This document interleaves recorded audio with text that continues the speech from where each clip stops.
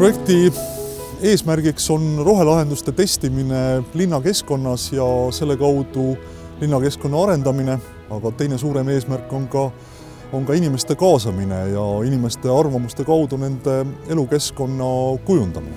Vormsi roheala on valitud projekti pilootalaks sellepärast, et tegemist on mitmekesise poolloodusliku keskkonnaga, mis asub endise kooli ehk siis Nehatu kooli territooriumil. Siin on säilinud osaliselt kooliaeda ja on näha veel ka jälgi vanast koolihoonest. Tegemist on väga huvitava paigaga, mis pakub mitmesuguseid võimalusi projekti tegevuste elluviimiseks. Tänaseks me oleme kohtunud siinsamas platsil erinevate osapooltega, et saada sisendit, et tulemus oleks võimalikult mitmekesine ühelt poolt, aga vastaks ka erinevatele vajadustele.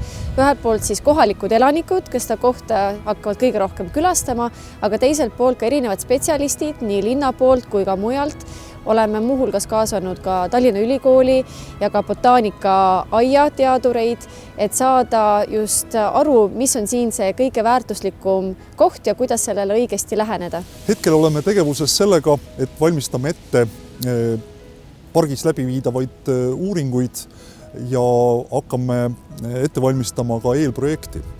Juba aasta pärast on kavas jõuda selleni, et siin alal on näha mitmesugused rohelahendused, näiteks linnamüra piiravad tõkked, võib-olla ka pargimööblit ja inimesed saavad oma vaba aega veeta. Selles projektis on oluline ka rahvusvaheline koostöö. Me teeme neid lahendusi korraga 6 linnas, kellest kõige lähemad on Lahti ja Umeå, aga vahetame kogemusi ka näiteks Purgase, Versailles, Limericki.